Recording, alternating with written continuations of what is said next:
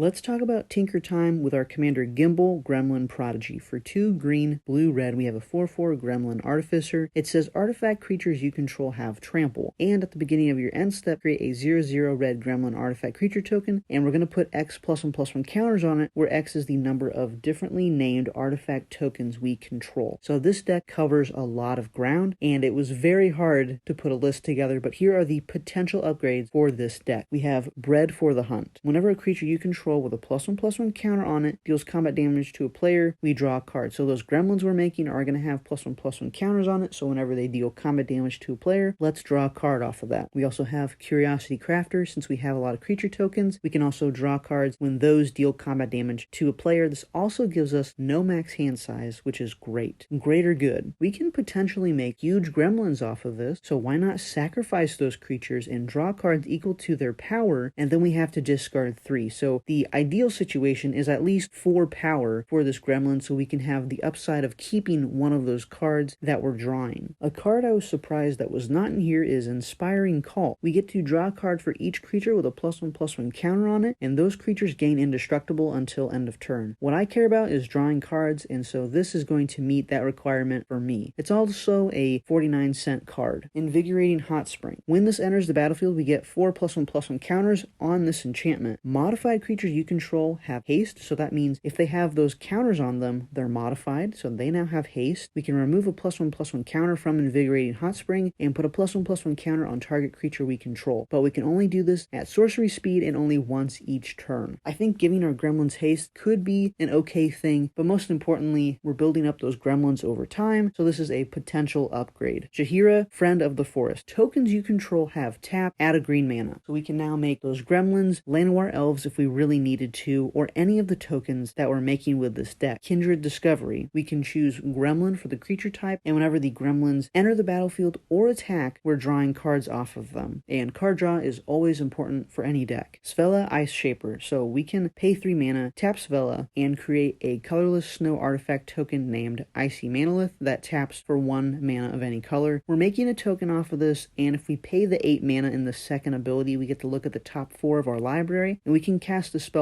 from among them without paying its mana cost. So there's a potential of maybe casting a huge spell, but mostly we're just getting that differently named token from Svella. Next is Tago, Goblin Weaponsmith. Again, we're focusing on getting a differently named token, and we can do that whenever a land enters the battlefield under our control. We're going to create a colorless equipment, and it's called a rock, and we can equip it to a creature for 1 mana, tap it, sacrifice it. It deals 2 to any target and equip for 1. Again, a weird token, but it's going to get us that 1 more +1/+1 counter on our gremlin. Warstorm Surge. Whenever a creature enters the battlefield under our control, it deals damage equal to its power to any target. So if we can get a 6/6 gremlin, that's 6 damage we get to point at a creature or even an opponent. If you like any of the cards I mentioned, they'll be in the description down below, as well as the Precon if you haven't ordered it already. Thank you so much for watching, and I'll see you all in the next one.